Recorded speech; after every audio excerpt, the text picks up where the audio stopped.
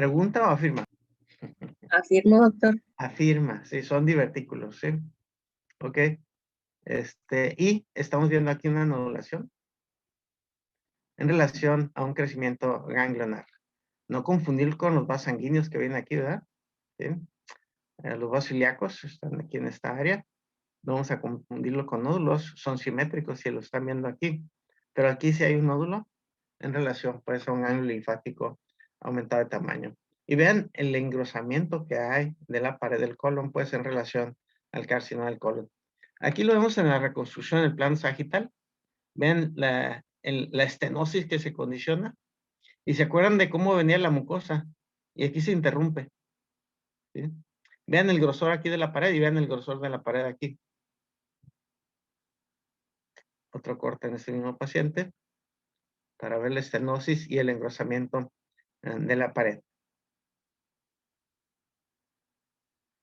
Bueno, creo que sí les traía algo que les quedé a ver la clase pasada. Estamos viendo aquí una imagen de efecto llenado al interior del colon. Ven que es un tumor, ¿verdad? Sí.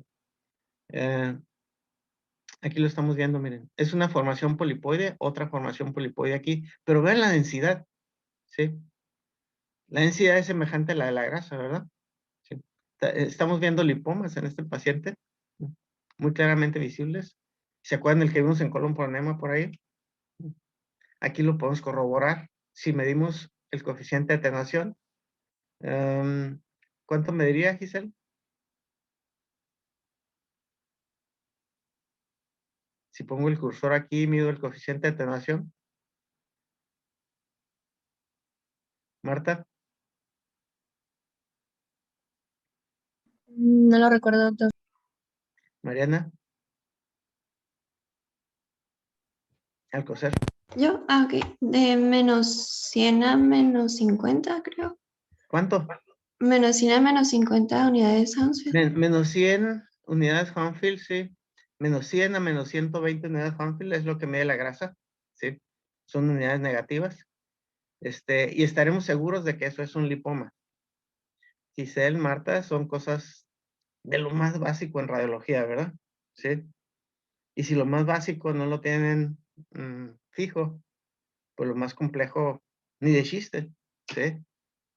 Así que ya saben lo que tienen que hacer. Bueno, en este paciente estamos viendo aquí cómo hay espasticidad a nivel del colon, ¿verdad? Hay algunos divertículos, sí, pero nos llama la atención esta área. Ven que es diferente, es un segmento, sí. No hay austras, está irregular la mucosa, aquí se pierde la mucosa, aquí hay saliente material, y esta es una gran saliente material de contraste, es una ulceración. Hay un tumor aquí. ¿Qué tanto se extiende hacia afuera? Pues en el colon por edema no lo podemos saber. Ya lo vimos en la tomografía contada, que se ve muy claramente, ¿verdad? Podemos medir inclusive cuánto es el grosor de la pared. Aquí nos vamos a dar cuenta que hay tumor, pero pues nos quedamos limitados, ¿sí? Ahora hay ganglios, hay metástasis en el hígado, no lo podemos saber en ese estudio. La tomografía contada sí no lo va a demostrar. Les decía que la apariencia de los tumores va a ser muy variable. Aquí están viendo este tumor. Este tumor es infiltrativo, ¿sí? Aquí este tumor es polipoide. Mm, Vean cómo aquí viene la mucosa, aquí se interrumpe. Un tumor polipoide un tanto fungante, como dicen los patólogos, ¿sí? O puede ser completamente obstructivo, miren. Mm, Introducimos el sulfato de bario y no pasa de aquí, ¿ok? En relación, pues, a un carcinoma del colon que va a obstruir la luz del colon. Entonces, les debe quedar bien claro, pues, que el diagnóstico de el cáncer de colon lo vamos a hacer hoy día por tomografía puntada o por colonoscopía. Los estudios de escrutinio, o sea, en búsqueda de un carcinoma del colon en fase temprana, vamos a utilizar la colonoscopía virtual o la colonoscopía de fibra óptica. ¿Tienen preguntas o comentarios hasta ahorita con respecto al colon?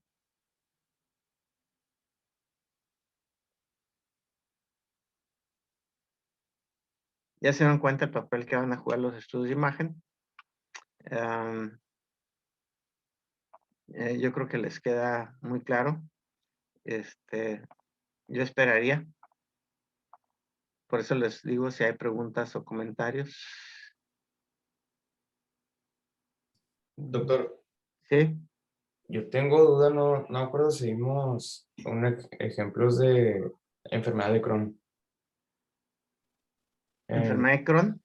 ajá, en imagen. Sí, vimos algún paciente con enfermedad de Crohn ahí, el engrosamiento que ocurre de la mucosa, bueno, de la pared en sí, a nivel del hilo terminal. Hay unas imágenes de tomografía computada que vimos.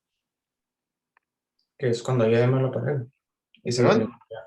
Es cuando hay edema en la pared y se diferencia la mucosa y la serosa. Bueno, acuérdense que lo que estamos viendo es una repercusión de lo que clínicamente le está ocurriendo al paciente. ¿Sí? El paciente nos va a llegar con datos de diarrea, dolor abdominal, y sangrado del tubo digestivo. Entonces tenemos que hacer diagnóstico y dentro de ese diagnóstico diferencial, pues de repente se vuelve amplio. Y el clínico va a sospechar en enfermedad inflamatoria del intestino. Le hacemos enterotomografía, vemos que hay afectación del intestino delgado y afectación del colon en segmentos cortos, múltiples segmentos.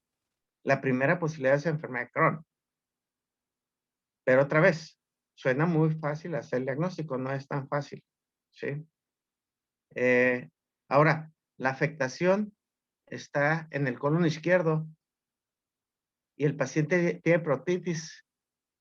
La primera posibilidad a considerar va a ser colitis ulcerativa crónica inespecífica. O sea, es el conjunto de datos, recuérdenlo. Si me dices, nada más por el engrosamiento en la pared, no, porque acabas de ver que en el cáncer de colon va a haber engrosamiento en la pared. ¿Queda claro? Sí, doctor. O sea, es el conjunto de datos, entiendan bien eso. El que ustedes vean una golondrina no quiere decir que es primavera, ¿sí? Tienen que ver como lo que están viendo ahorita en la pantalla, ¿verdad?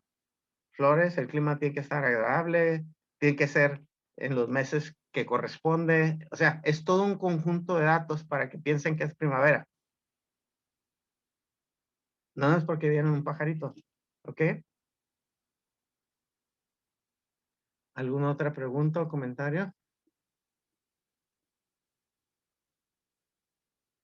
Esta foto la tomé en días pasados aquí en mi jardín. ¿Qué flores? ¿Alguien me dice? Una ¿Mm? rosa. Es una rosa, son un par de rosas, ¿verdad? Sí. Creo que ya les platicaba, me gusta mucho el jardín. Ah, Se dan rosas muy bonitas aquí en Mexicali. En días pasados había uno de mis rosales que tenía 2 docenas, nada más ese rosal. Este, y es muy interesante, fíjense. ¿Qué se necesita para tener rosas en Mexicali? Una planta que les dé rosas. Bueno, primero se necesita plantarla, ¿sí? Y luego, pues hay que cuidarla, esperar a que crezca un poco. Hay que regarla todos los días, ¿sí? Y en el verano, pues hasta 3 veces al día hay que regarla.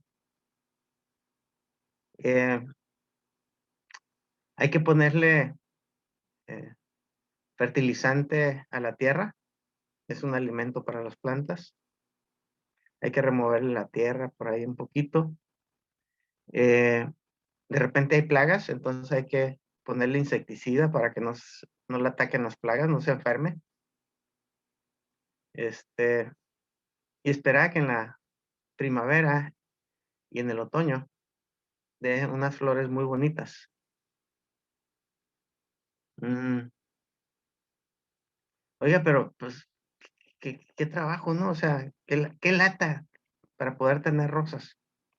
Bueno, yo quiero decirles que Así es todo en la vida, ¿eh?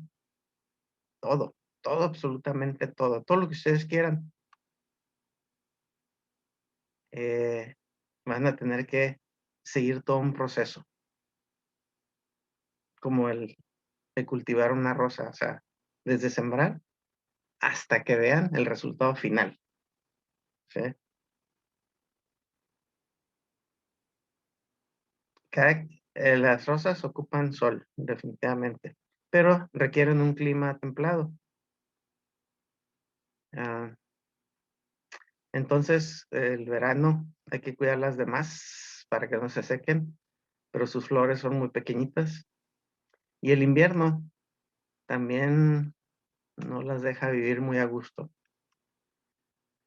pero sobreviven. De hecho, tengo plantas de rosal que tienen 15 años aquí en mi casa, este, y han sido cuidadas por 15 años, sí. Este, pero les vuelvo a repetir, todo lo que van a hacer ustedes así es. Ah, de repente, y eso ocurre mucho en la edad que tienen ustedes, consideramos que nada más por nacer ya merecemos todo. Eso es completamente falso. Se los digo yo. Cada cosa que he tenido me la he tenido que ganar. Nunca me he merecido nada, ¿sí? Cada cosa que uno tenga se lo tiene que ganar.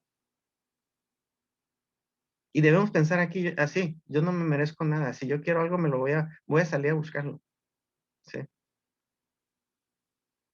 Guárdense eso. Bien, ¿no hay más preguntas o comentarios? Parece una clase de filosofía, ¿no? Qué aburrido. Este, ¿No hay preguntas, comentarios sobre el colon?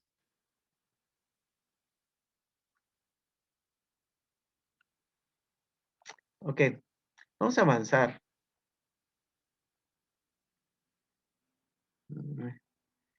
No sé qué le pasa.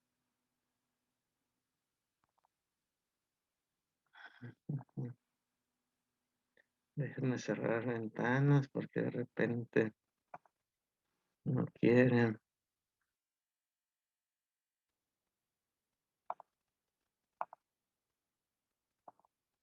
Ahora sí. Ah.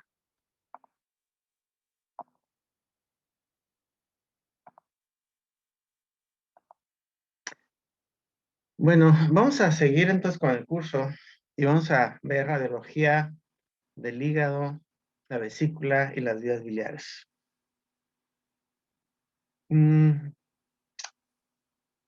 Ustedes ya conocen muy bien la anatomía del hígado. Saben que es una glándula, la más grande que tenemos en nuestro organismo. Es un verdadero laboratorio de procesos metabólicos que ocurren ahí en el hígado, y que ocupa la fosa hepática del compartimento supramesocólico de la cavidad peritoneal. Entonces ya vamos llenando el abdomen, ¿verdad? Ya vimos eh, lo que corresponde a la fosa gástrica, vimos el compartimento inframesocólico, estamos llenando el abdomen. La fosa hepática entonces está ocupada por el hígado. Este hígado tiene una forma medio caprichosa, ¿verdad? Y ocupa la región del hipocondrio derecho. Está recubierto por el peritoneo, que ya lo ven aquí, y que se repliega para recubrir la cara inferior del diafragma. ¿Sí? Aquí da el ligamento falciforme, en cuyo interior se encuentra el ligamento redondo a nivel de la cisura intralobar. Bueno, este hígado tiene dos caras, una cara superior y una cara inferior, con un borde posterior y un borde anterior. El borde anterior un tanto cortante, que se puede palpar pidiéndole al paciente que realice una inspiración profunda, porque recuerden que el hígado queda parcialmente cubierto por las últimas costillas. Hay un área en la región posterior, que el hígado está libre del peritoneo. Esta área de aquí está libre del peritoneo. Lo estamos viendo aquí por su cara inferior. La cara superior es muy lisa. La cara inferior tiene varias concavidades que ustedes también ya conocen. Aquí está la impresión que le condiciona el riñón derecho. Está una especie de canal por donde va a pasar la vena cava inferior. Está la fosa vesicular. Y estamos viendo aquí la cisura interlobar que separa el lóbulo derecho del lóbulo izquierdo del hígado. Vean las reflexiones que hace el peritoneo. Y estamos encontrando aquí lo que corresponde al hilio del hígado, que ustedes ya conocen muy, muy bien, ¿verdad? Entonces, este hígado, para su descripción anatómica, se divide en un lóbulo derecho y un lóbulo izquierdo. El lóbulo derecho tiene dos segmentos, un segmento anterior y uno posterior, y el lóbulo izquierdo tiene un segmento medial y uno lateral. Queda aquí lo que corresponde al lóbulo caudado, un pequeño lóbulo, ¿sí? Pero esa es una descripción muy burda. Los cirujanos utilizan la clasificación de Knight, en la cual el hígado es dividido en 8 segmentos y va así del 1 al 8, y los cuales tenemos que conocer a la perfección, ¿verdad?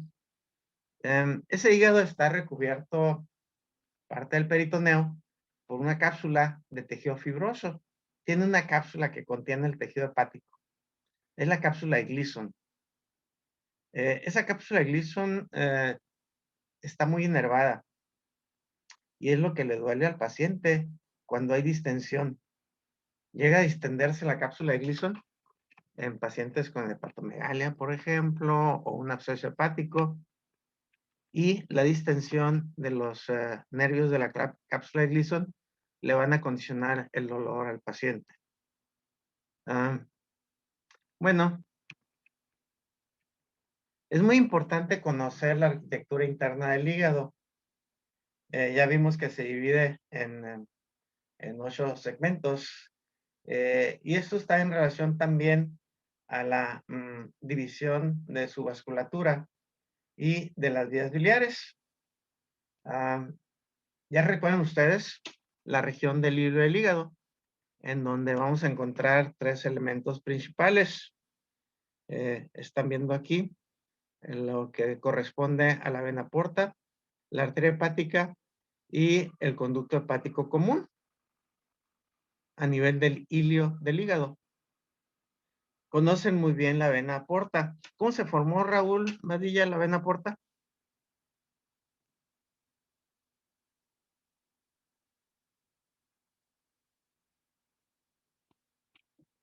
¿Te escuchamos, Raúl?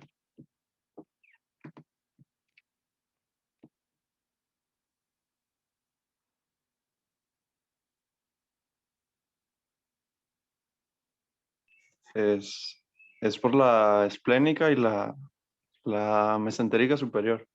Por la arteria esplénica y la arteria mesentérica superior, ¿correcto? Sí. ¿Está de acuerdo, Jorge? Sí. ¿Alguien está en desacuerdo con ellos? Sí, serían las venas, vena esplénica y ¿Cómo? vena mesentérica inferior y la gástrica izquierda. Entonces son las arterias mesentéricas las que forman la porta. Tus venas. ¿Mm? Las Vena. venas. ¿Perdón? Las venas. Es que como dijo nada más la mesentérica, pues Ah, puede ser cualquiera, ¿verdad? Sí. Fíjense en la forma en que contestan, ¿sí? Si usted contesta así en un examen, se la van a poner mal. ¿Sí? Tiene que decir el nombre correcto de las cosas. Entonces, van a confluir. ¿Cuál me dijo? Ahora sí, Raúl. la vena esplénica y la mesentérica superior. Nada más. O sea, la vena mesentérica superior también. Por eso, la vena mesentérica superior y la vena esplénica. Sí. Única y exclusivamente.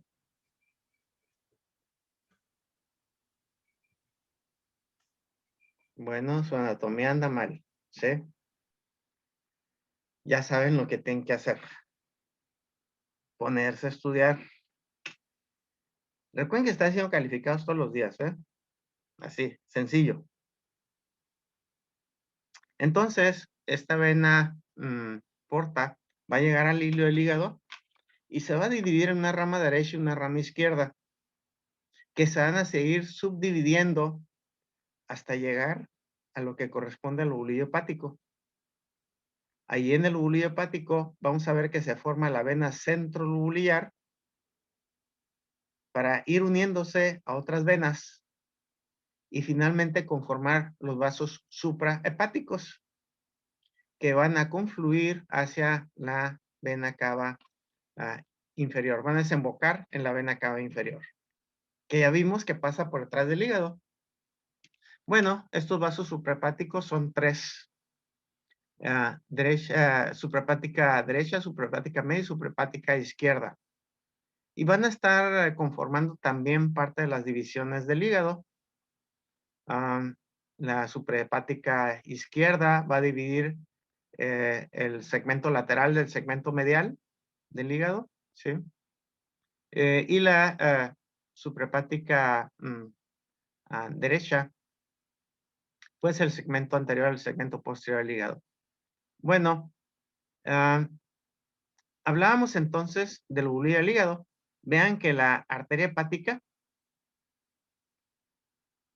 penetra el hilo y también da dos ramas, una rama derecha y una rama izquierda, que se van a ir subdividiendo siguiendo la división de la vena porta. Y a su vez, en el lobulillo hepático se van a formar las vías biliares, que van a viajar junto con las dos anteriores, arteria hepática y vena porta, para ir al hilo del hígado. Dos vías biliares principales, derecha e izquierda, dos ramas de la vía biliar, para formar la vía biliar común, el conducto hepático común. Entonces, un conducto hepático izquierdo, un conducto hepático derecho. Y se conforma lo que conocemos como la tríada portal. Esta anatomía ustedes la vieron en detalle en sus clases de histología. ¿Sí? Aquí tiene el lobulillo del hígado. Habitualmente tiene forma pentagonal o hexagonal, poliédrica. Y estamos viendo lo que corresponde a los espacios porta en las esquinas. En la porción central está la vena centrolobulillar. En las esquinas están los espacios porta, en donde decíamos que hay una rama de la vena hepática. Hay una rama de la vena porta, una rama de la arteria hepática y las vías biliares. Aquí estamos viendo las células que conforman el parénquima hepático, que son los hepatocitos, que se alinean a manera de cordones en el lobulillo hepático, en medio de los cuales va a haber canalículos biliares que estamos viendo aquí. Recuerden que aparte de los hepatocitos, van a encontrar las células de Kupffer, que son especies de macrófagos que se encuentran a nivel del hígado. Muy bien, aquí tenemos un acercamiento del espacio porta, donde vemos la rama de la vena porta, la rama de la arteria hepática, y la reconocen por las características de las paredes.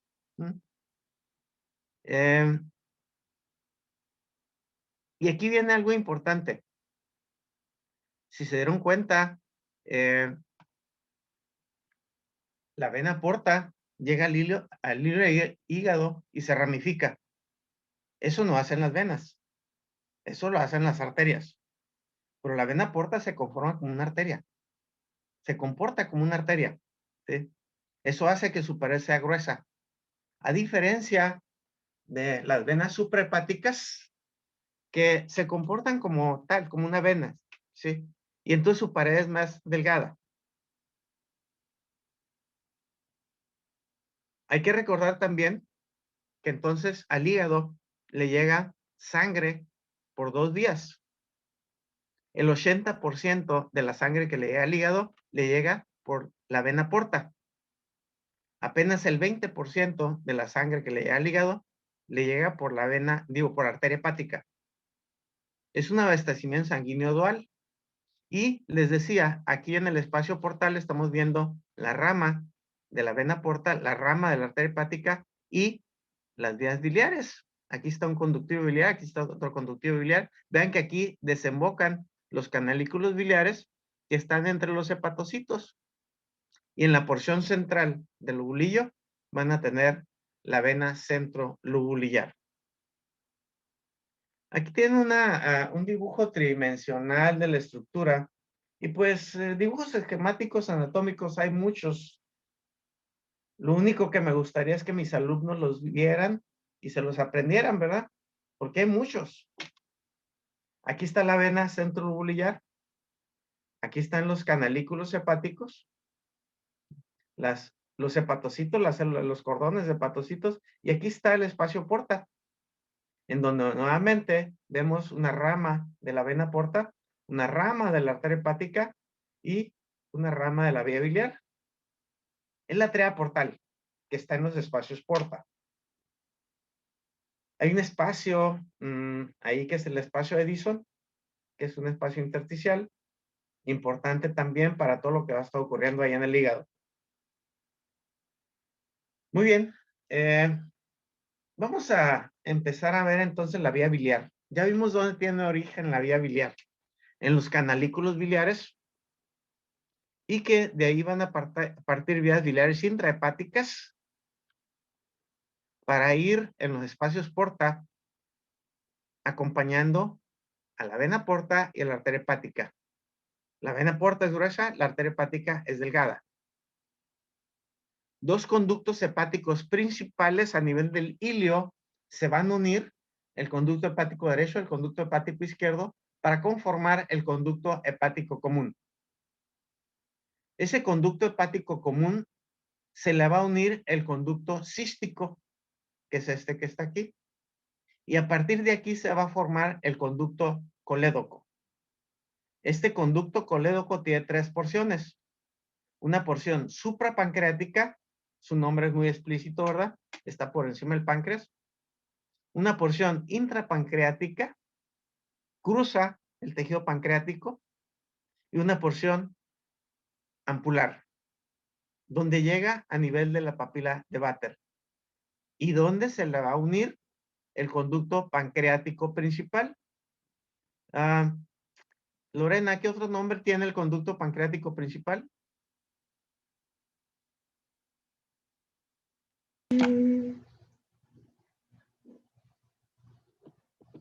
Conducto biliar común. Eric, ¿le dice cómo se llama el conducto pancreático principal? No recuerdo, doctor. Karen. ¿Cómo? Karen. ¿Cómo se llama? Conducto de Wilson. El conducto Wirsum, ¿verdad? Entonces van a desembocar en la papila de Vater en la segunda porción del duodeno. Eso corresponde a la vía biliar extrahepática. Ya vimos las vías biliares intrahepáticas. Entonces, este se conoce como vía biliar extrahepática. Hablábamos del conducto de Wirsum. ¿Qué es el conducto de Wirsum? Bueno, es el conducto que va a comunicar a la vesícula biliar con el resto de la vía biliar. ¿Y qué es la vesícula biliar? Bueno, es un órgano en donde se va a almacenar la bilis. Ustedes ya en sus clases de bioquímica, fisiología, fisiopatología, analizaron hasta el cansancio la secreción biliar. Saben cómo es su composición, cuánto se produce todos los días en cada humano. En sus clases de fisiopatología vieron cuáles pueden ser las alteraciones, etcétera, etcétera, etcétera. Ya conocen mucho de la bilis. Entonces, esa bilis que se ha formado en el hígado va a descender por el conducto hepático común y va a almacenarse en la vesícula biliar, que es un reservorio. Esta vesícula biliar tiene forma ovoidea, es una saculación ovoidea. que tiene varias porciones. Aquí estamos viendo ya separada la vía biliar, estamos viendo la vesícula biliar, ¿sí? Ya se dieron cuenta que está en el espacio subhepático anterior, en la fosa vesicular. Vimos que le hace una hondonada la cara inferior del hígado y que está en contacto estrecho con el diafragma. Vean que descansa en lo que corresponde a la unión de la primera con la segunda porción del duodeno. Aquí está la relación que tiene con el duodeno. Decíamos que esa vesícula biliar entonces tiene forma ovoidea alargada. Va a almacenar la bilis. Almacena en promedio 50 centímetros cúbicos de bilis. Mide en promedio 7 centímetros en su diámetro longitudinal mayor. Y tiene una pared cuyo grosor es menor de 2 milímetros. Una pared delgada. Esa pared de la vesícula biliar tiene 4 capas, parecido al tubo digestivo. La capa más externa es el peritoneo. El peritoneo recubre a la vesícula biliar. Luego tiene una capa muscular. Es delgada la capa muscular, pero tiene capa muscular. Eso hace que la vesícula se pueda contraer para vaciar su contenido. La bilis que almacenó aquí se va a vaciar para mandarla al conducto colédoco. Vamos a ver, dependiendo de qué. Ok, entonces tiene capa muscular, tiene submucosa y tiene una mucosa que la están viendo aquí. Esa mucosa tiene la capacidad de secretar algunos iones de hidrógeno. Eso hace que la bilis vesicular sea discretamente menos alcalina que la bilis hepática. Bueno, decíamos que esta vesícula tiene una porción que se llama fundus, una porción que se llama cuerpo y el receso vesicular o receso Harman. Se continúa con el conducto cístico. Esta es la región del cuello de la vesícula y luego sigue el conducto cístico. Este conducto cístico tiene repliegues mucosos que se conocen como válvulas de Heister. Son importantes las válvulas de Heister porque en ultrasonido las podemos ver hiperecogénicas e inclusive pueden proyectar sombra acústica posterior. Yara Pineda, ¿qué correspondería a una imagen hiperecogénica que proyecta sombra acústica posterior en ultrasonido? Algo sólido. A ver, fuerte. ¿A qué? Algo sólido. A algo sólido. Como el hígado, por ejemplo. El hígado es algo sólido. Ajá, como un lito también. O sea, el hígado lo vamos a ver hiperecogénico con sombra acústica posterior. No. No. El hígado es sólido y me dice que una imagen hiperecogénica con sombra acústica posterior corresponde a algo sólido. Como un lito, por ejemplo, que Como tiene un lito. Una concreción, ¿verdad? Sí. Sí. Y resulta que en la vesícula biliar, en el conducto cístico, podemos encontrar litos. Y estas válvulas de Heister pueden confundirse con un lito en el ultrasonido. Por eso tenemos que conocer que existen para no confundirlas con litos. Ok. Entonces, esta vesícula va a almacenar la bilis que viene descendiendo porque resulta que está incrementada la presión en el esfínter de Oddi, en la papila de Vater. Está incrementada la presión aquí. Pero cuando llega alimento a la segunda porción del duodeno y ese alimento es rico en grasas, hace que se libere una hormona. Una hormona que va a hacer que se contraiga la vesícula biliar. Víctor, ¿me recuerda cómo se llama esa hormona? Colecistoquinina. La colecistoquinina. La colecistoquinina va a hacer que se contraiga la vesícula biliar y entonces va a vaciar su contenido hacia el colédoco. A su vez, la colecistoquinina va a hacer que se relaje el esfínter de Oddi para que pueda descender la bilis y emulsificar las grasas que están pasando por la segunda porción del duodeno. Eso es parte de la fisiología de lo que estamos analizando aquí. Y es importante conocer esta anatomía, esta fisiología. Claro que sí, porque tenemos que valorar adecuadamente esta vesícula biliar y las vías biliares. ¿Cómo vamos a evaluar desde el punto de vista radiológico la vesícula biliar? Bueno, cuando yo iba empezando en la radiología y por muchos años se utilizó un procedimiento radiológico, se llama colecistografía oral. Implicaba que había que dar material de contraste por vía oral al paciente.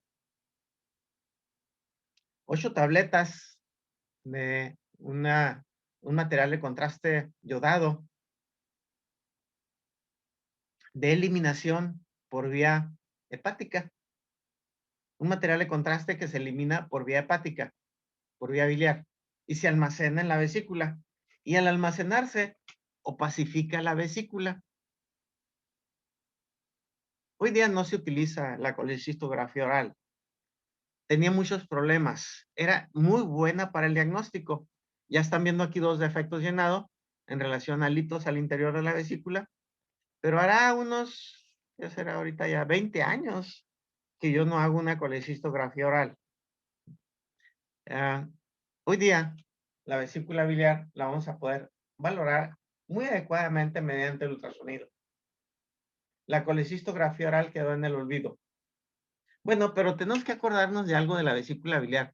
Era un estudio que nos permitía ver la vesícula y además, si nosotros le damos a ingerir al paciente un alimento graso, vamos a ver cómo disminuye de tamaño la vesícula.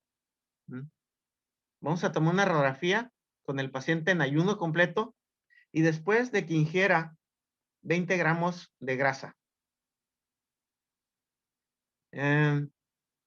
¿Alguien me dice cuánto es la grasa que debe ingerir el humano en el día para funcionar adecuadamente? 35%. ¿Cuánto? 35%. 35%. ¿Eso a cuánto equivale? Porque va a llegar el paciente, le va a decir Celic, a su paciente que tiene que ingerir el 35% de los alimentos del día, tiene que ser grasa. Va a decir, doctor, ¿y eso qué? Es que no hay, es que pues todas las personas miden y pesan diferente, su gasto calórico es diferente, entonces por eso se maneja en porcentaje. A ver, pero 35% ¿de cuántas calorías al día? Son entre 60 y 80 gramos. ¿Cuánto? Como entre 60 y 80 gramos. 70, 80 gramos, ¿verdad? Sí, ok. ¿Y es difícil conseguir 70, 80 gramos de grasa durante el día? No, ¿verdad? 20 gramos de grasa necesitamos para que la vesícula se vacíe en forma parcial. Y eso lo conseguimos pidiéndole al paciente que se tome un vaso de leche entera con un pan untado con mantequilla. Esa prueba la ideó un señor de apellido Boyden y sirve para evaluar el funcionamiento de la vesícula biliar. Hoy día, mediante el ultrasonido, la podemos hacer más eficiente. ¿Por qué? Porque podemos medir cuantitativamente cuánto se vacía la vesícula en porcentaje. Mediante la colecistografía oral era cualitativo. Pues vació más o menos un poco irregular, ¿no? Sí. Hoy lo podemos hacer cuantitativo en porcentaje. Pero entonces, hoy día vamos a estudiar la vesícula biliar mediante el ultrasonido.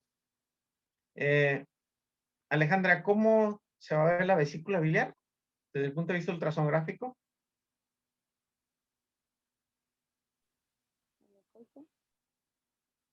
¿No la escuchamos? Anecoico. Anecoica. ¿Y qué otra característica va a tener aparte de ser anecoica? Va a tener reforzamiento posterior del sonido. Tiene reforzamiento posterior del sonido, ¿verdad? ¿Y por qué es anecoica y por qué tiene reforzamiento posterior del sonido? Porque tiene líquido. Porque tiene líquido en el interior. Y el líquido lo vamos a ver anecoico y con reforzamiento posterior del sonido. Como lo estamos viendo aquí en la imagen, que nos permite delimitar perfectamente la vesícula biliar hacia el espacio subhepático anterior. La vemos anecoica con una pared delgada y estamos viendo la región del fundus, el cuerpo, el receso de Hartmann, el cuello y el conducto cístico. Muy anatómico el estudio, ¿verdad? Sí. Recuerden que estamos haciendo un corte sagital oblicuo de la vesícula y ya están orientados en los planos, en los diferentes polos cardinales. Rubén, ¿qué parte del paciente está hacia acá? O sea, tengo la flecha. ¿Qué polo?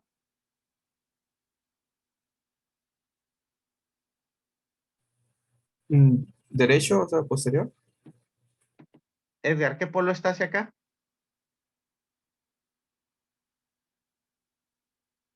Caudal, digo, sí. No, bueno, cefálico. Cefálico. Entonces, ¿hacia acá qué está? ¿Qué polo? Caudal. ¿Y acá? Sería ventral, Ventral. ¿Y acá? posterior. Posterior. Entonces, esa es la orientación que tenemos en este corte, ¿verdad? Sí. Otra vez. A lo mejor hace 4 o 5 horas aceptaría que estuvieran un tanto desorientados. Sobre todo si andaban de fiesta. Sí. Bueno, es pandemia, ¿verdad? No hay fiestas ahorita. Ajá. Pero a las 7 de la mañana, bueno, 7:30, casi 8 el sábado, no tienen por qué andar desorientados en espacio, ¿verdad? Sí. Bueno, esta es la imagen que vamos a tener de la vesícula biliar. Otro estudio en otro paciente, pues la imagen es característica. Una estructura anecoica con una pared cuyo grosor ya veíamos es menor de 2 milímetros. Estamos viendo aquí la región del cuello y el conducto cístico, ¿sí? Muy característica esa imagen de la vesícula biliar. Aquí tenemos otro paciente, la vesícula biliar. Tenemos que cuidar mucho al formar las imágenes. Recuerden que el ultrasonido es un método difícil en cuanto a los parámetros técnicos que debemos estar utilizando. Y nosotros podemos llenar de ecos la vesícula biliar en forma falsa, si no cuidamos bien la técnica. Estamos viendo aquí la región del lirio del hígado. ¿Sí? Y estamos viendo dos estructuras tubulares anecoicas, una posterior y una anterior. La posterior siempre va a ser la vena porta, que ya vimos que es gruesa, y la anterior es la vía biliar. Ahora, ¿qué parte de la vía biliar? ¿Es el conducto hepático común? ¿Es el conducto colédoco? Pues no vemos dónde llega el cístico, ¿verdad? Entonces le llamamos vía biliar común a esta estructura tubular. Hepatocolédoco también le llamamos, ¿sí? Conducto hepatocolédoco. Oiga, y la arteria hepática es muy delgadita. En este ejemplo no la vemos, vamos a verla por ahí en algún ejemplo, ¿sí? Aquí estamos viendo otra vez la región del hilo del hígado. Aquí está la vena porta. Están viendo la vía biliar, ¿sí? El conducto hepatocolédoco. Ese conducto hepatocolédoco en condiciones normales mide menos de 7 milímetros. Un conducto colédoco de más de 7 milímetros está dilatado.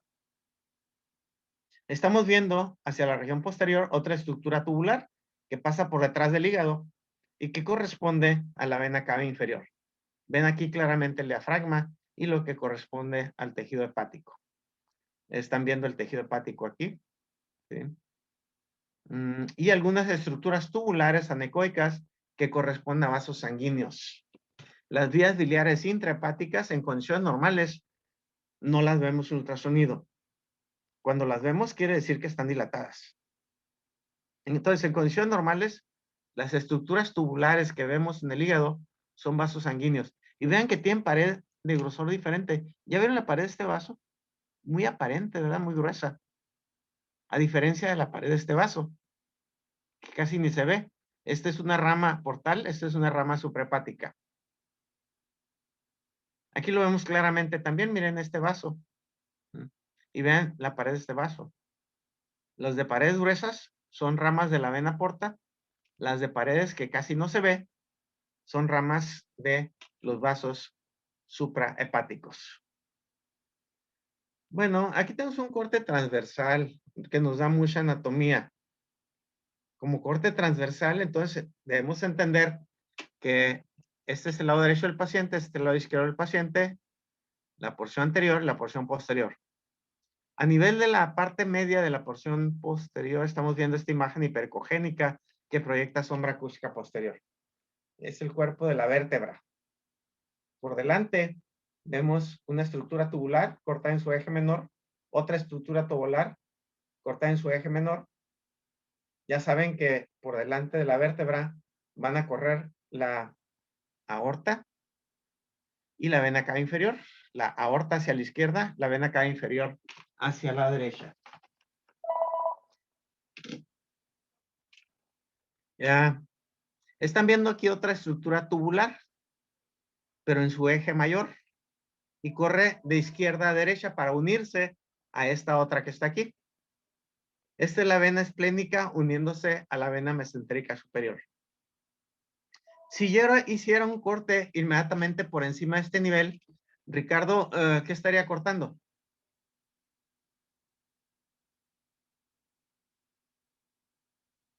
Si esta es la vena esplénica y esta es la vena mesentérica superior, ¿qué se forma por encima de este nivel? Pues la porta. La vena porta, ¿verdad? Ok. Entonces, aquí estamos viendo esta estructura anecoica que corresponde a la vesícula biliar. A los lados de la columna, ustedes saben que están los riñones, el riñón izquierdo, el riñón derecho. Y lo reconocemos por el hilio del riñón que es hiperecogénico. Entonces, hay mucha anatomía en estas imágenes de ultrasonido. Muy bien, una vez que conocemos la anatomía normal de la vesícula biliar, vamos a ver cuál es la principal afectación de la vesícula. Y desde el punto de vista clínico, pues ustedes van a ver muchos pacientes con litiasis vesicular. ¿Qué implica litiasis vesicular? Concreciones al interior de la vesícula. Y no es más que el acúmulo de sales biliares de alta densidad que forman concreciones o como coloquialmente se le conocen como piedras. Los litos en la vesícula biliar son frecuentes. Y es un desequilibrio en los componentes de la bilis.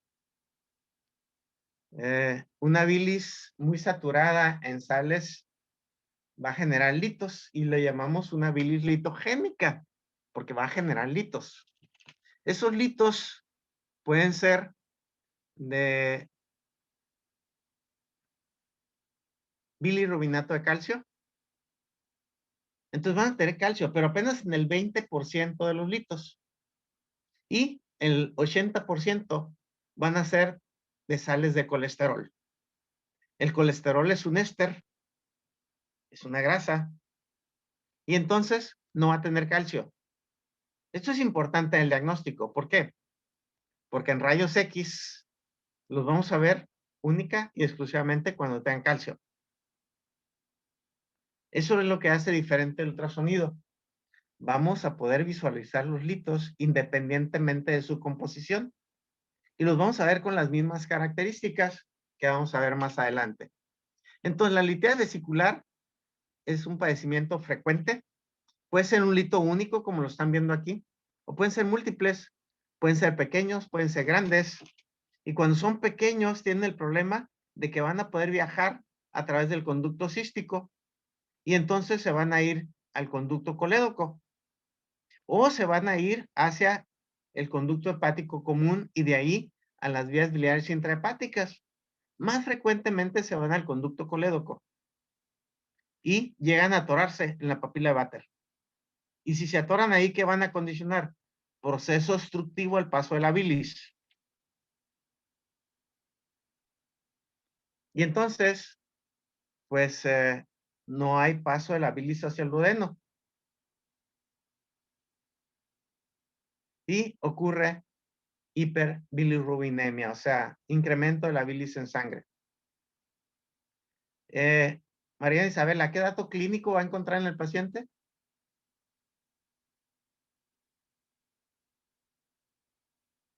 Cuando están incrementadas las bilirrubinas, Una ictericia. va a encontrar ictericia, ¿verdad? Un tinte amarillento de los tegumentos y las conjuntivas. Pero aparte, al paciente le va a doler cada vez que come alimento graso. Al contraerse la vesícula biliar, el hito se puede atorar aquí y le condiciona dolor al paciente. Entonces, dolor referido al momento de ingerir alimentos. Estos litos se describe que son más frecuentes en mujeres. En mujeres mayores de 40 años, multíparas y obesas. Es el fenotipo más característico en cuanto al paciente con litiasis vesicular. Pero quiero decirles, yo veo pacientes de 18 años, varones, con litiasis vesicular. El desequilibrio en la composición de la bilis puede tener múltiples causas. Y entonces el paciente, cuando tiene obstrucción de la vía biliar, se va a presentar con ictericia. Muy bien. ¿Cómo vamos a hacer el diagnóstico de litiasis en la vesícula biliar? ¿Nos puede servir la radiografía simple? Sí, sí nos puede servir, pero pues dependemos de que los litos tengan calcio. Y ya vimos en qué porcentaje esos litos van a tener calcio. Apenas en el 20%. Quiere decir que el 80% de los pacientes o más no vamos a hacer el diagnóstico con la radiografía simple abdomen. Aquí tenemos un paciente en el que estamos viendo estas calcificaciones de contornos poliédricos. Vean que se ve muy bien el hígado, ¿verdad? Y hacia el espacio subhepático estamos viendo estas calcificaciones en el área anatómica que le corresponde a la vesícula biliar. Entonces son litos en la vesícula biliar. Les decía que la colecistografía oral la utilizamos por algún tiempo. Hace muchos años que no lo utilizamos, pero era muy efectiva para hacer el diagnóstico de litiasis vesicular, defectos de llenado al interior de la vesícula. Aquí tenemos otro ejemplo. Pero ¿qué pasaría si esto que estamos viendo aquí se superpone a la vesícula? ¿Qué es esto que estamos viendo aquí? ¿Alguien me dice qué es? Estas imágenes en radiolúcidas. ¿No es el ángulo hepático, doctor, del colon? ¿Pero a qué corresponden estas imágenes radiolúcidas? Aire. Aire. Aire. Si este aire se superponía a la vesícula biliar, pues problema, ¿verdad? Porque va a ser difícil diferenciarlo si es un lito realmente o es aire. Bueno, tenía problemas desde el punto de vista técnico este estudio. Ya ven la fecha en la que hice este paciente, 1992. Todavía no nacían ustedes, ¿verdad? Ok. Muy bien. Entonces, el diagnóstico lo vamos a hacer con ultrasonido. Y vamos a tener criterios ultrasonográficos para litiasis vesicular. Aquí están los 3 criterios principales. Imagen hiperecogénica única o múltiple con formación de sombra acústica posterior que encontramos al interior de la vesícula biliar y que tiene movilidad con los cambios en posición del paciente. Esos son los criterios que vamos a utilizar para hacer el diagnóstico. Y les vuelvo a repetir, en radiología no se vale, como en el resto de la medicina, decir es porque yo siento, yo creo o yo pienso. Tenemos que tener criterios para lo que estamos haciendo. Criterios basados en el método científico. ¿Ok? Vamos viendo algún ejemplo. Aquí tenemos la vesícula biliar. Ya recuerdan que debe ser completamente anecoica, una pared delgada. Y aquí estamos viendo una imagen hiperecogénica que proyecta sombra acústica posterior. Está al interior de la vesícula biliar. ¿Qué criterio nos falta? La movilidad. La movilidad. Ok. Karen, ¿qué tipo de ultrasonido estamos viendo? ¿Qué tipo de ultrasonido estamos utilizando en la actualidad? ¿Qué modalidad? No recuerdo, doctor. ¿Alguien le dice? ¿A Karen?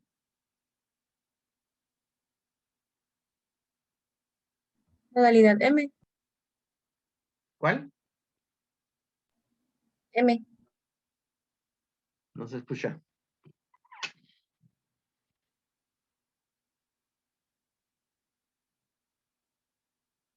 Ups, ¿dónde están mis alumnos de radiología? En cuestiones muy básicas, demasiado básicas, ¿verdad? Cualquier alumno contra los que ustedes van a competir por un lugar en el futuro, contestaría rápidamente que estamos utilizando ultrasonido modo B bidimensional en tiempo real. Modo B bidimensional en tiempo real. Y les voy a repetir, van a tener que competir contra esos alumnos por una plaza de residencia médica, ¿ok? Y me da mucha tristeza que ellos sí sepan contestar, ustedes no. ¿Y depende de su maestro? Pues quisiera poderles poner un chip en alguna parte que tuvieran toda la información, pero eso no existe. Se tienen que poner a estudiar. Muy bien. Y si estamos utilizando tiempo real, el criterio que nos falta es que esto se mueva y lo vamos a ver en tiempo real, pero lo podemos demostrar. Aquí vemos que cambió de posición la imagen hiperecogénica con proyección de sombra acústica. Acá está en la región del receso de Harman. Y aquí lo tenemos a nivel de la región del fundus de la vesícula biliar, ¿verdad? Entonces, reúne los criterios ultrasonográficos para hablar de un lito en la vesícula biliar. Aquí tenemos otro ejemplo. Estamos viendo la vesícula biliar. Una imagen hiperecogénica que proyecta sombra acústica posterior, bastante evidente, ¿verdad? Una sombra, pues decimos ultrasonográficamente muy limpia, diferente de la que va a dar el aire, que le da un tanto, dicen los ultrasonografistas, sucia, ¿sí? Porque vemos alguna ecogenicidad aquí. Esta es muy limpia, miren, ¿sí? Vemos el resto del tejido hepático de características normales con sus... ¿Ya vieron la diferencia en los vasos? Vean la pared de este y vean la pared de este. Vaso portal, vaso suprahepático. Podemos hacer diferencia, ¿sí? Y no estamos inventando. Eso que quede bien claro. Ahí está la información. Pero tenemos que conocerla. Bueno, cambiamos de posición al paciente y esto se moviliza. Este es un lito muy grande, ¿sí? Vean la escala aquí. Es un lito de tamaño grande. Se moviliza cuando cambiamos de posición al paciente. Reúne los criterios entonces ultrasonográficos para hablar de litiasis vesicular. Aquí vemos la vesícula biliar de otro paciente. La pared es delgada todavía, pero vemos múltiples imágenes hiperecogénicas que proyectan sombra acústica posterior. Ahora son múltiples, de diferentes tamaños. Cambiamos de posición al paciente y vean que estas imágenes se movilizan. Vean, la pared es delgada, ¿sí? Pero ¿qué va a pasar en la medida en que están ocurriendo procesos de tipo inflamatorio en la vesícula? Pues esa pared se va a engrosar, ¿sí? Vamos a verlo en pacientes más adelante. Aquí tenemos un corte transversal de este paciente, ¿sí? Aquí está una imagen hiperecogénica que proyecta sombra acústica posterior. ¿Qué estructura estamos viendo acá? Hacia la región del espacio subhepático posterior. ¿Alguien me dice? El riñón derecho. El riñón derecho, definitivamente. Bueno, aquí estamos viendo la vesícula biliar de otro paciente. Ven, el grosor de la pared es delgado, sí, menos de 2 milímetros. Pero estamos viendo esta imagen hiperecogénica que proyecta, pero está en el cuello de la vesícula. Ahí está el conducto cístico. ¿Y qué hay en el conducto cístico? Están las válvulas de Heister. Y las válvulas de Heister pueden verse así. Uy, ¿serán válvulas de Heister o será lito en la vesícula? Bueno, ¿qué puedo hacer para saber si es un lito? Mover al Mover paciente. al paciente. Mover al paciente. Si es una válvula de Heister, ¿va a cambiar de posición eso? La respuesta es no. ¿Sí? Bueno, movimos al paciente y vean que esto se movilizó. ¿Sí? Ya no está en la región del cuello de la vesícula o en el cístico.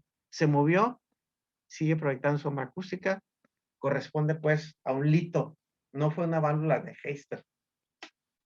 Vean la importancia del conocimiento.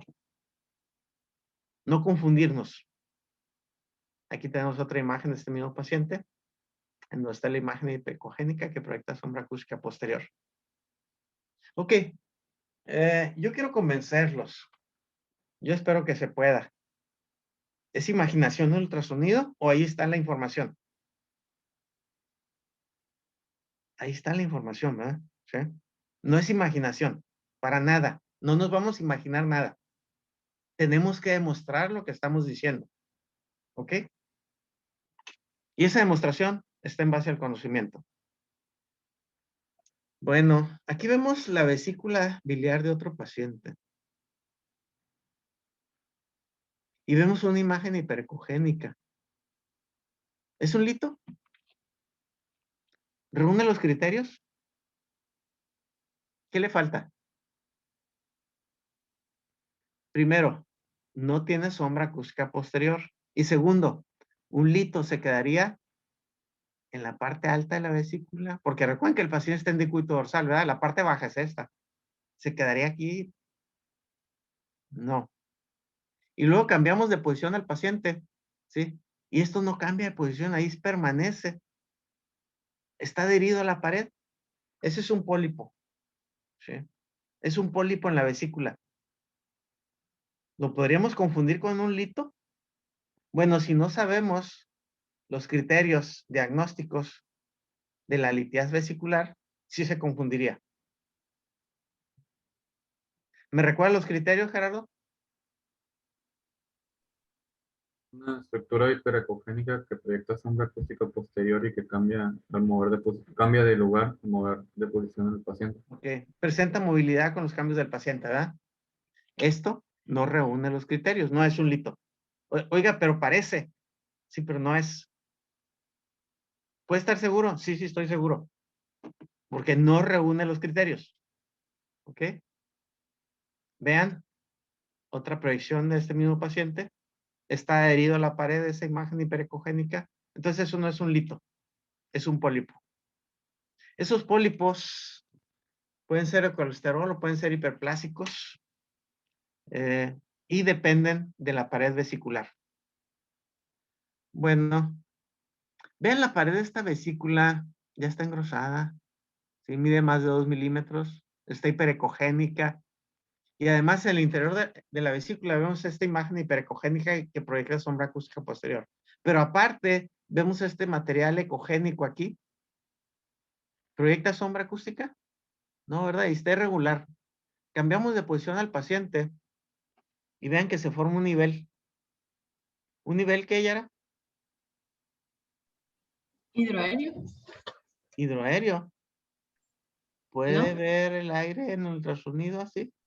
¿Cómo se ve el aire en ultrasonido?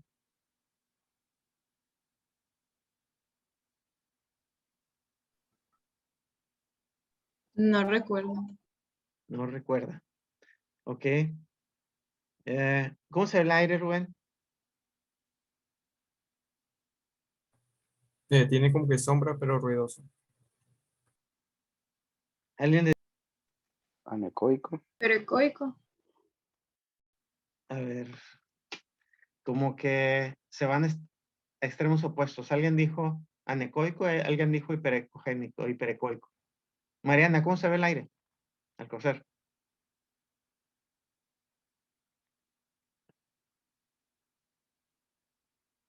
¿Me escucho? Hiperecoico. Hiperecogénico, ¿verdad? Sí. Y el paciente está en decúbito dorsal. ¿A dónde se iría el aire? Hacia la porción anterior, ¿verdad? Que es la porción alta. ¿Sí? Y aquí, esta hiperecogenicidad será hacia la porción más declive. ¿Qué quiere decir? Que tiene mayor densidad. Es más pesado. ¿Sí? Esto es una bilis litogénica. Es una bilis hiperecogénica. Y litogénica porque va a formar litos. Ya hizo uno aquí, ¿verdad? Este material hiperecogénico, pues se descubrió en ultrasonido. Es una bilis muy rica en sales minerales y se acuñó el término de lodo biliar. ¿Sí? Tiene lodo biliar la vesícula. Y ya se dan cuenta que la pared está engrosada porque este paciente ha tenido procesos de tipo inflamatorio crónico. Hay una colicistitis crónica litiásica con lodo biliar al interior. Yo recuerdo una frase de alguien muy famoso que dijo, pienso y luego existo. ¿Alguien me dice quién dijo esa frase? ¿Descartes? Descartes, ¿verdad? Sí. Yo le he cambiado un poquito. Y por la contestación que me dieron hace un momento, que era un nivel hidroaéreo. ¿Sí? Lo dijeron muy rápido, así, rápido, salió. ¿Sí? Yo he cambiado la frase de Descartes y se las voy a recomendar. Pienso y luego hablo. ¿Sí? Porque si hablamos sin pensar, pues decimos cosas equívocas. ¿Sí? Tenemos que analizar lo que estamos viendo para poder decir a qué corresponde. ¿Ok? Aquí están viendo el paciente en un corte transversal y ven cómo se forma el nivel, la bilis normal, la bilis hiperecogénica. ¿Sí? Cambia de posición el nivel con los cambios en posición del paciente. Aquí lo están, y aquí están viendo la imagen hiperecogénica que proyecta sombra acústica posterior, ¿verdad? Muy bien. Esa litiasis vesicular decíamos que está condicionando procesos de tipo inflamatorio. Cuadros de colecistitis. Esa colecistitis es estéril. Es por inflamación química. No hay infección. Y se resuelve. ¿Cómo se va a resolver? Bueno, pues el proceso inflamatorio finalmente condiciona cicatrización y eso condiciona fibrosis, ¿verdad? Y va haciendo que la pared de la vesícula se engrose hasta estar sumamente gruesa y dejar atrapados su interior los líquidos. Ya no hay luz vesicular. Se perdió la luz de la vesícula. Eso es una vesícula escleroatrófica, porque está esclerótica y ya no funciona. Por otro lado, la pared inflamada puede, ya ven que está adyacente al duodeno y la inflamación puede involucrar el duodeno y puede perforarse la pared hacia el duodeno. Puede perforarse la vesícula y entonces los litos pasar al interior de la vesícula y se forma una fístula vesículo-duodenal, una comunicación anómala entre la vesícula y el duodeno. Obviamente lo más pesado se va al duodeno y lo más liviano se va a la vesícula. ¿Y qué tiene liviano el duodeno? ¿Él me dice? Ya saben el concepto de densidad, ¿verdad? La cantidad de materia en la unidad de volumen, ¿sí? ¿Qué tiene de baja densidad el duodeno? Aire. Aire. Y entonces el aire estaría entrando al interior de la vesícula y de ahí a las vías biliares, cuando hay una fístula vesículo-duodenal, ¿verdad? Ok. Entonces una vesícula esclerotrófica, ¿cómo la veríamos en ultrasonido? Bueno, esa vesícula la veríamos hiperecogénica y como tiene un lito adentro, hay una sombra acústica posterior que estamos viendo aquí. Vean que estamos analizando el espacio subhepático anterior, pero no vemos la luz de la vesícula, vemos imagen hiperecogénica. Ups, pero tenemos un problema, ¿verdad? ¿Qué está adyacente a la vesícula? Aquí pegadito a la vesícula, ¿qué está? Duodeno. El duodeno. ¿Y qué tiene el duodeno adentro? Aire. Aire. ¿Y cómo se ve el aire? hiperecogénico. Y puede tener sombra acústica posterior. ¿No será este el duodeno? Bueno, hay que recordar que el duodeno tiene pared muscular y que es muy dinámico, se está moviendo en forma constante. ¿Qué le va a pasar al aire? Pues va a cambiar de posición, se va a ir, puede estar, puede no estar. Y estamos utilizando tiempo real. Nos quedamos un ratito viendo ahí y si vemos que eso se mueve, es aire. No se movió para nada. Inclusive tenemos un corte en el plano transversal. Aquí lo tenemos, ¿sí?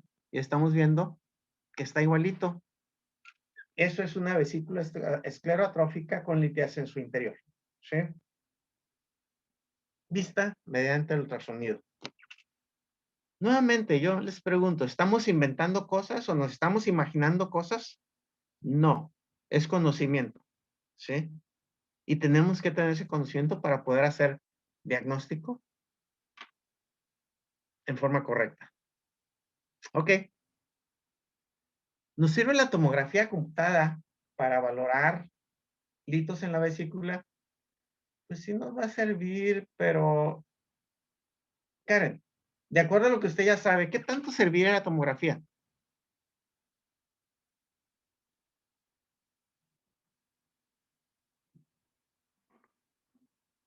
¿Qué tipo de energía utiliza la tomografía, Karen?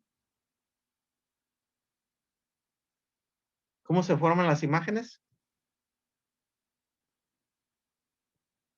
Eric le dice. Con rayos X. Con rayos X. ¿Y son muy efectivos los rayos X para el diagnóstico de litiasis vesicular? No. No. ¿Por qué? Porque tienen que tener calcio los litos, ¿verdad? Sí. Y apenas el 20% de los litos tienen calcio. ¿Qué quiere decir? Pues que la tomografía computada tampoco va a ser tan útil. Es más útil el ultrasonido.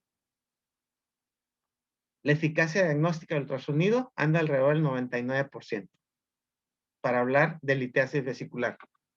Ok, aquí están viendo un ejemplo en el cual los litos están calcificados, están viendo la vesícula biliar y están viendo los litos como los veíamos en radiografía simple, ¿no? Vean aquí, un collarcito. Bueno, la paciente cuando le quiten la vesícula se puede hacer un collar con esos litos, ¿no? No creo que le va a ser muy cute, pero bueno, aquí tenemos un acercamiento de esos. ¿Se acuerdan de la forma que tenían en la radiografía simple?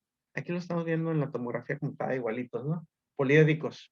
Y hacia la región del espacio subhepático anterior, como corresponde al área anatómica de la vesícula biliar. Muy bien. Aquí vemos otra.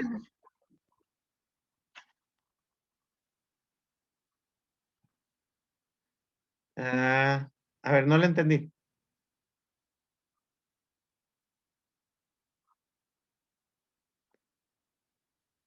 Bueno, por eso necesito que sepan los principios básicos y sepan el por qué. ¿Sí? En tomografía computada vamos a utilizar rayos X, como decía Eric. Y tienen que estar calcificados los litos para que los podamos ver en tomografía computada. Si no tienen calcio, no los vamos a ver. ¿Y en qué porcentaje no tienen calcio? 80%. ¿Será útil la tomografía computada? Ok. Contestado. Bien. Estamos viendo el estudio de otro paciente. Un paciente varón, por cierto, 30 años más o menos, alto, delgado, y llegó con mucho dolor hacia la región del hipocondrio derecho. Le hicimos un ultrasonido de la vesícula y vean lo que mide la vesícula, 13.6 centímetros. Yara, ¿es normal esa vesícula? ¿Cuánto debe medir? 7 centímetros. 7 centímetros. ¿Y si mide 13, qué quiere decir?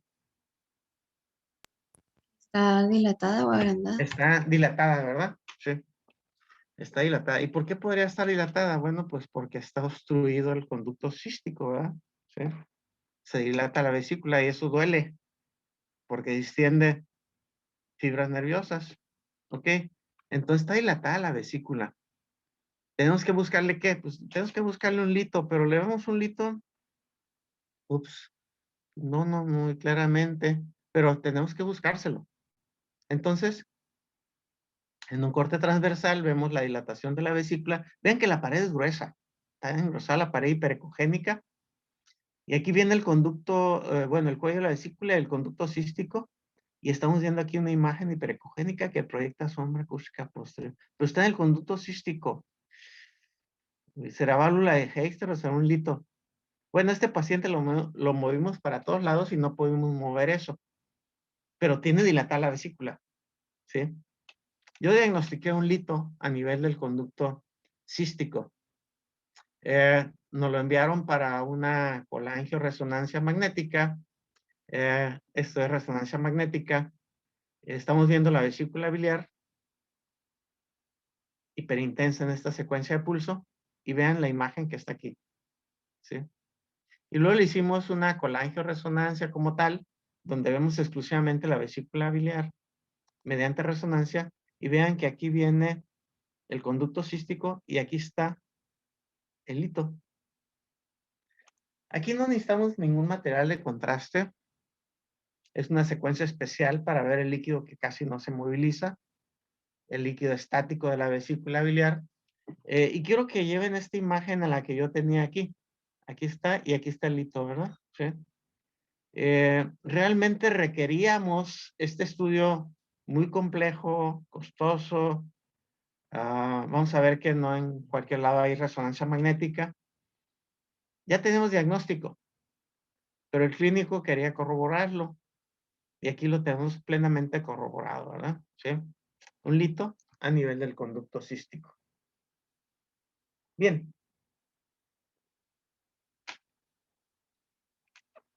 El proceso de litiasis en la vesícula biliar, pues implica que los litos están ahí, pero puede condicionar proceso inflamatorio. Y lo llamamos colecistitis aguda. El paciente va a tener un dolor de presentación aguda hacia la región del hipocondrio derecho. Tenemos criterios ultrasonográficos también para hacer el diagnóstico de colecistitis aguda. 1 es la presencia de litiasis, 2, engrosamiento de la pared, y 3, el signo de Murphy ultrasonográfico. Vean con una sensibilidad muy alta, 94%, y una sensibilidad del 85%. Eso fue establecido en 1981 por la doctora Fay Silene.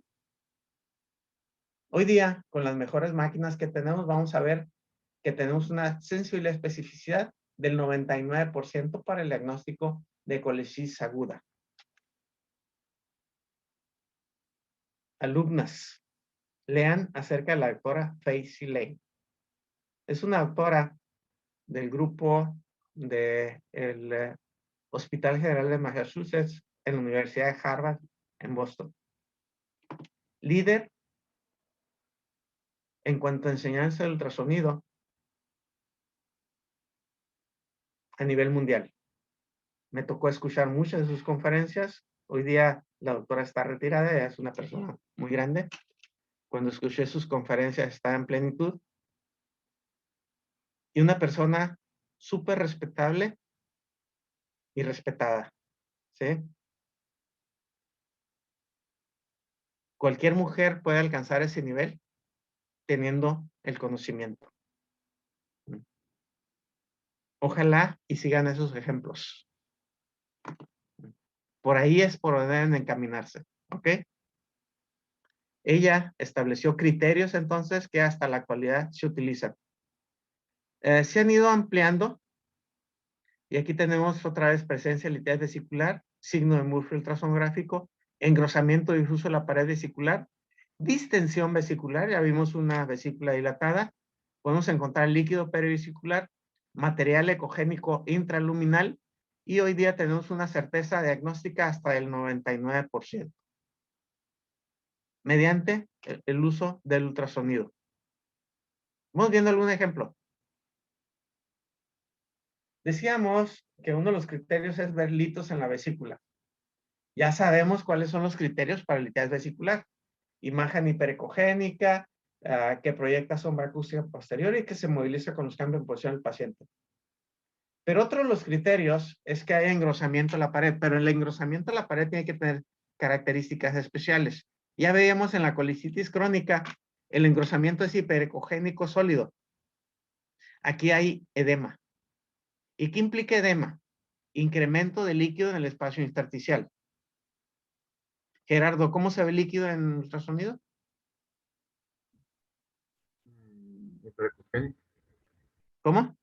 Hiperecogénico. ¿Está de acuerdo, Rubén? El líquido. Gerardo dice que se ve hiperecogénico el líquido. ¿Está de acuerdo?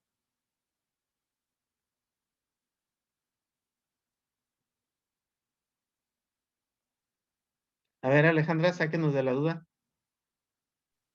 El líquido es anecoico. El líquido es anecoico, ¿verdad? Sí. Entonces, si vemos edema, implica que va a disminuir la ecogenicidad. Aquí están viendo la pared, ¿sí? Y vean que tiene una línea hiperecogénica y luego tiene una línea de menor ecogenicidad y luego otra línea hiperecogénica. A manera de lo que dirían ustedes, un sándwich, ¿verdad? Sí. Este líquido, perdón, esta disminución en la ecogenicidad implica líquido en la pared, porque hay edema. Porque hay un proceso inflamatorio. En inflamación, recuerden que hay rubor, calor, dolor. ¿Y de qué depende el rubor? De mayor vascularidad hacia el área, ¿verdad? ¿Qué pasaría entonces si nosotros analizamos con Doppler color esta área? Veríamos incremento de la vascularidad hacia esa área. ¿Por qué? Porque hay inflamación. Pero aquí lo vemos claramente porque hay edema, ¿sí? Ahora nos falta un dato, el signo de Murphy ultrasonográfico. ¿Qué es el signo de Murphy? Bueno, en su clase de clínica básica les enseñaron que si palpan el área vesicular y comprimen en pacientes con colicitis aguda, va a incrementar el dolor. Pero a la palpación, ustedes consideran que ahí está la vesícula, pero no lo están viendo. Aquí en el ultrasonido con el transductor, nosotros vamos a ver la vesícula, la ponemos encima de la vesícula, comprimimos, y si le incrementa el dolor al paciente, el signo es positivo. Ese es el signo de Murphy ultrasonográfico. Y reunimos en todos los criterios para el diagnóstico de colecistitis aguda. Aquí ven otro paciente. ¿Ven otra vez la pared? ¿Sí? La pared está engrosada y tiene edema. Y están viendo una imagen hiperecogénica que proyecta sombra acústica posterior y resultó positivo el signo de Murphy ultrasonográfico en relación pues a colecistitis aguda. Recuerden que es un proceso químico, una inflamación química. No hay bacterias en los pacientes con colicitis aguda como tal. Aquí ven este paciente en un corte transversal y vean la pared de la vesícula. Claramente visible el edema, ¿verdad? Ese siempre lo tenemos que ver en la pared anterior, porque si lo buscamos en la pared posterior, se nos puede perder por el reforzamiento posterior del sonido. Además, aquí está la imagen hiperecogénica que proyecta sombra acústica posterior en relación al hito. Ups. Si hay datos, ¿verdad? Y son muchos, tenemos que conocerlos, ¿sí? Para poder hacer diagnóstico. Ok. Ya vi que les está saliendo humo al cerebro ahorita de tantos datos que estamos analizando, ¿sí? ¿Preguntas, comentarios, aclaraciones? Ah, Doctor, ok. ¿Sí? había mencionado que había varios inconvenientes de la cistografía oral, pero no dijo cuáles. Entonces me quedé con esa duda. Que había varios inconvenientes. Ok, Sí. bueno, miren, ya la verdad es cultura general nada más, es historia, pero quiero decirles, el material de contraste era muy agresivo para los pacientes, causaba muchas reacciones adversas. Por otro lado, pues tenía que poderse vaciar bien el estómago, porque el paciente ingería el material de contraste. y tenía que pasar hacia el intestino delgado. Si el paciente tenía estenosis pilórica, nos llegó a tocar que no se viera la vesícula biliar. Buscábamos qué había pasado y el contraste estaba en el estómago. ¿Sí? Por otro lado, si el paciente tenía absorción intestinal deficiente, no absorbía el material de contraste. Por otro lado, si estaba obstruido el conducto cístico, pues no iba a entrar el material de contraste a la vesícula. Y por otro lado, si el paciente tenía daño hepático, pues por más material de contraste que le diéramos, no iba a poder metabolizarse y ser eliminado por la vía biliar, ¿verdad? Entonces había esos inconvenientes, que mediante el ultrasonido, pues ninguno de esos es inconveniente. Pero le vuelvo a repetir, eso ya es historia. No lo usamos ya. ¿Ok? Ok, gracias, doctor. ¿Alguna otra pregunta?